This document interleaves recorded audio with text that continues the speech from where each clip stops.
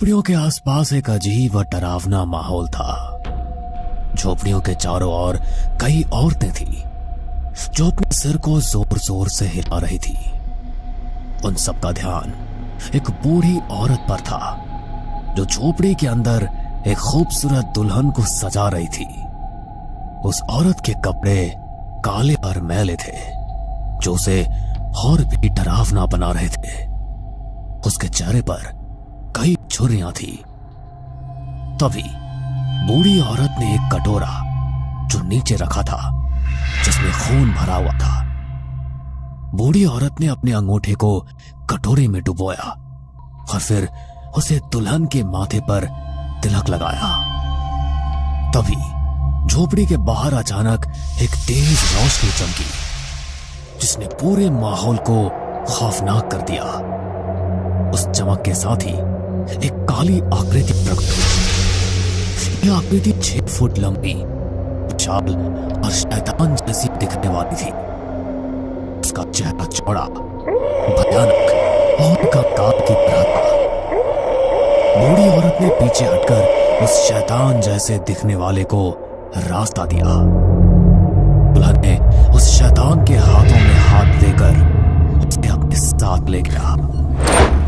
9 महीने बाद उसी जगह पर एक और भयानक दृश्य था।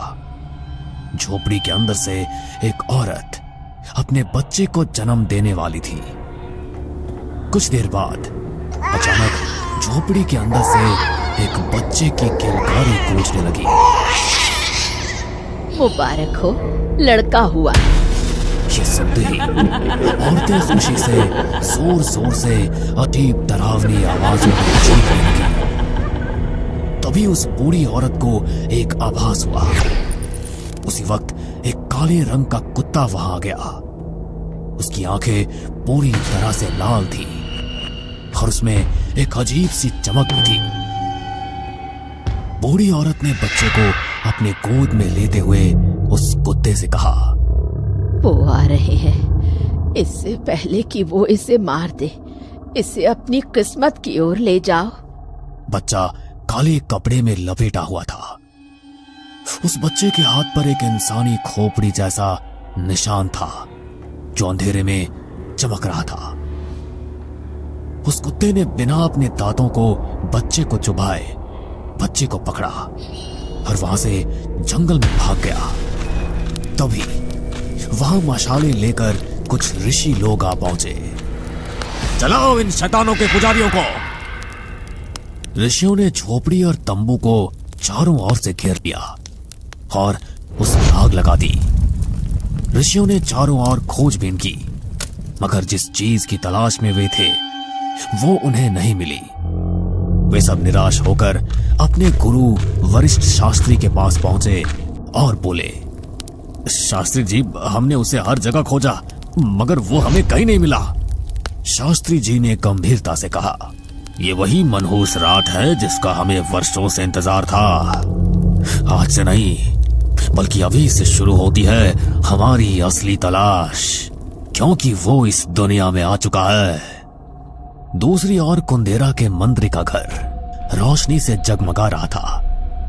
हर कोना सजा हुआ था जैसे कोई उत्सव मनाया जा रहा हो, लेकिन घर के अंदर माहौल थोड़ा गंभीर था। मंत्री की पत्नी मृदुला अपने कमरे में थी। वो पीड़ा से गुजर रही थी।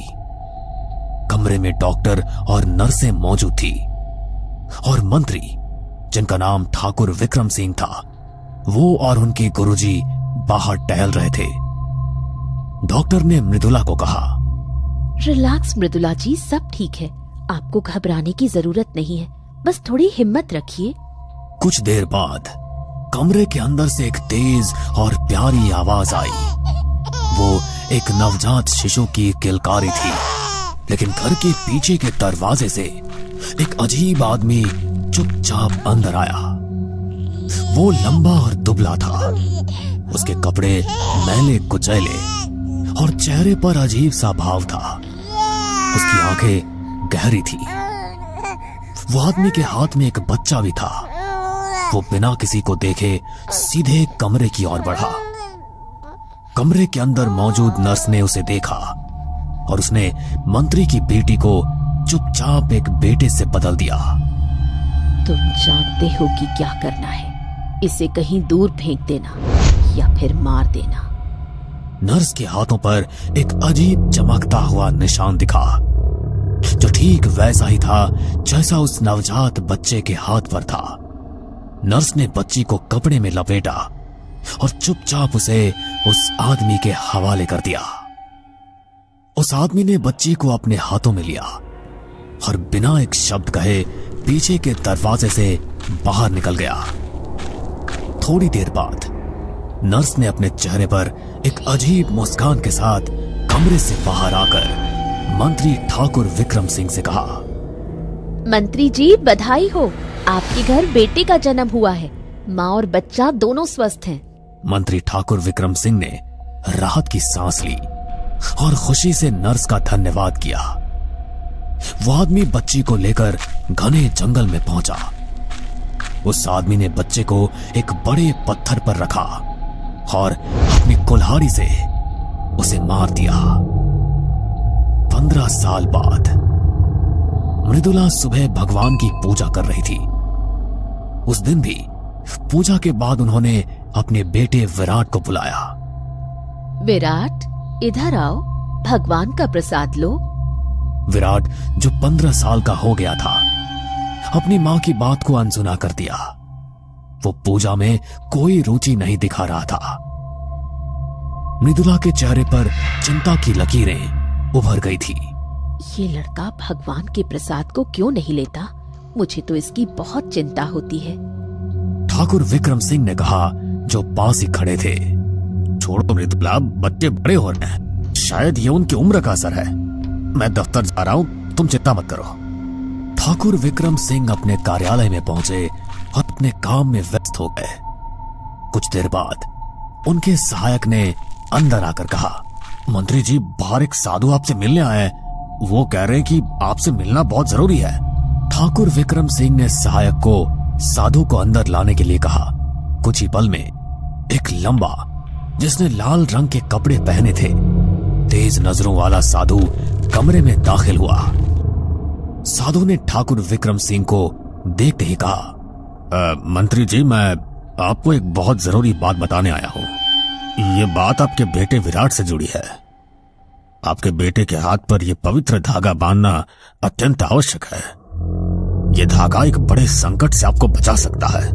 कसम है आपको आपकी कुलदेवी की, आपकी एक छोटी सी समझदारी कई वर्षों की षड्यंत्र को रोक सकती है। ठाकुर विक्रम सिंह गंभीरता से कहा, षड्यंत्र? ये आप क्या कह रहे हैं? मेरे बेटे के साथ ऐसा क्या हो सकता है? देखिए, 15 साल पहले जो कुछ भी हुआ था वो आपके बेटे के भाग्य को बदलने के लिए किया गया था। वो षड्यंत्र अब अपने अंजाम तक पहुंच गया है।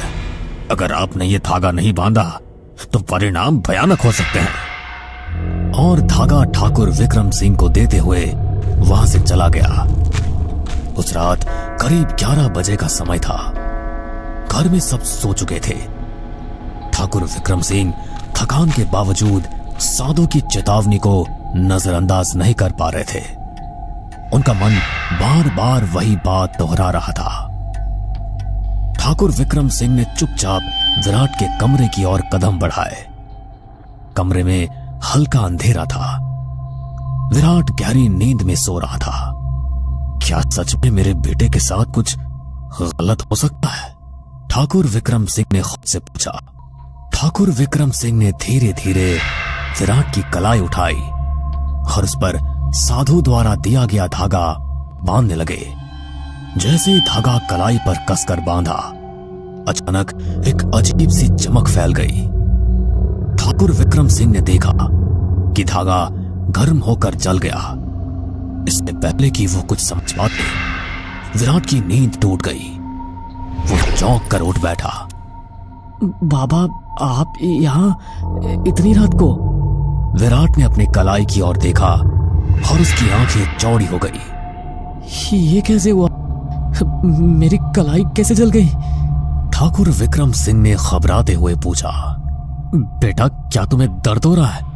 विराट ने अपनी कलाई को छूते हुए कहा, नहीं बाबा। ठाकुर विक्रम सिंह ने उसे शांत करते हुए कहा, बेटा तुम चिंता मत करो, सब ठीक है, तुम सो जाओ। विराट दोबारा सो गया, लेकिन ठाकुर विक्रम सिंह का मन अशांत था। वो कमरे से बाहर जाने के लिए मुड़ गया, लेकिन जैसे ही उसने विराट के बिस्तर की ओर देखा, उसकी सांसें थम गई। ठाकुर विक्रम सिंह ने देखा कि विराट के बिस्तर के पीछे की दीवार पर एक बड़ी परछाई दिखाई दे रही थी। उसके दोनों हाथ खुले हुए थे, मानो किसी को पकड़ने के लिए तैयार हो।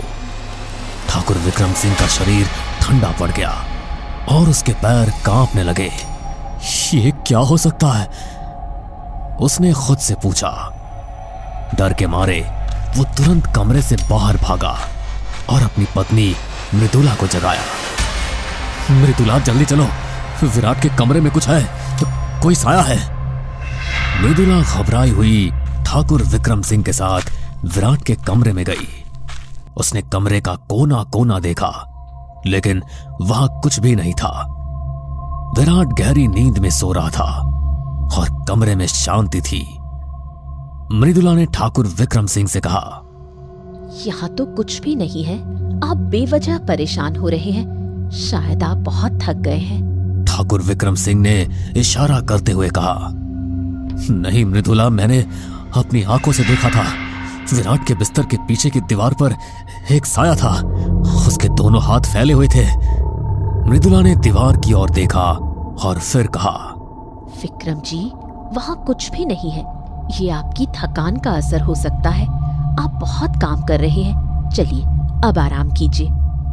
मृदुला ने ठाकुर विक्रम सिंह को समझाकर कमरे से बाहर ले जाने की कोशिश की, लेकिन ठाकुर विक्रम सिंह का मन शांत नहीं हो रहा था। वो बार बार दीवार की ओर देख रहा था। क्या मैंने सच में जो कुछ देखा था वो बस मेरी आंखों का धोखा था? ठाकुर विक्रम सिंह ने सोचा। उस रात ठाकुर विक्रम सिंह को नींद आ गई। उसका मन बार बार उसी साए के बारे में सोचता रहा। क्या ये साधु के दिए धागे का असर है, या विराट के साथ कुछ बड़ा खतरा जुड़ा हुआ है? अगले दिन जब मंत्री ठाकुर विक्रम सिंह अपने कार्यालय में काम कर रहे थे, तो वही साधु फिर से उनके पास आया। साधु ने गंभीर स्वर में पूछा, मंत्री जी, क्या आपने अपने बेटे के हाथ पर वो धागा बांध दिया था? ठाकुर विक्रम सिंह ने नाराजगी से जवाब दिया, देखिए, अब आप मेरे बेटे से दूर रहिए। साधु ने शांति से कहा, देखिए मंत्री जी, मैं आपके बेटे का भला चाहता हूं। ये धागा आपके बेटे की सुरक्षा के लिए था। अगर आप मेरी बात नहीं मानेंगे तो आपके परिवार पर संकट आ सकता है। ठाकुर विक्रम सिंह ने गुस्से में कहा, आप अपनी बातों से मुझे डराने की कोशिश मत कीजिए। मैं अपने परिवार की सुरक्षा कर सकता हूं। कृपया आप यहां से चले जाइए। हाँ, ठीक है मंत्री जी, मैं आपके बेटे के बारे में अब कुछ भी नहीं कहूंगा, लेकिन अगर आप अपने परिवार को किसी अनहोनी से बचाना चाहते हैं तो आपको मेरे साथ चलना होगा। ठाकुर विक्रम सिंह ने हैरानी से पूछा, आप मुझे कहां ले जाना चाहते हैं? मुझे आपको अपने गुरु वरिष्ठ शास्त्री जी के पास ले जाना है। वही ही आपको इस संकट का समाधान बता सकते हैं। ठाकुर विक्रम सिंह ने गुस्से में कहा, मैं कहीं नहीं जाऊंगा। आप लोग केवल डराने और भ्रमित करने के लिए ऐसी बातें करते हैं। मेरे बेटे और मेरे परिवार को आपके उपायों की कोई जरूरत नहीं है। साधु ने गंभीरता से कहा, मंत्री जी, ये आपका निर्णय है, लेकिन याद रखिए, यदि आप मेरी बात नहीं मानेंगे तो जो होगा उसकी जिम्मेदारी आपकी होगी। मैं सिर्फ आपको सावधान करने आया था। ठाकुर विक्रम सिंह ने कहा, ठीक है, मैं आपके साथ चलता हूं। साधु और मंत्री ठाकुर विक्रम सिंह वरिष्ठ शास्त्री जी के मंदिर पहुंचे। शास्त्री जी ने ठाकुर विक्रम सिंह को देखकर कहा, आ गए आप मंत्री जी, अब समय आ गया है कि आप सच्चाई जाने। ठाकुर विक्रम सिंह ने चिंतित स्वर में पूछा, कहिए, आप मुझसे क्या कहना चाहते हैं? वरिष्ठ शास्त्री जी ने गंभीरता से कहा, जो मैं बताने वाला हूं उसे सुनने की हिम्मत रखनी होगी। यदि आप तैयार हैं तो मेरे साथ चलिए। वरिष्ठ शास्त्री जी ठाकुर विक्रम सिंह को मंदिर के अंदर एक गुफा की ओर ले गए। गुफा का वातावरण रहस्यमय था। दीवारों पर प्राचीन चित्र बने हुए थे। गुफा के बीच में एक बड़ी पुस्तक रखी हुई थी। शास्त्री जी ने पुस्तक की ओर इशारा करते हुए कहा, यह हमारे पूर्वजों की आखिरी निशानी है। इसमें भविष्य में आने वाले हर संकट का वर्णन विस्तार से किया गया है।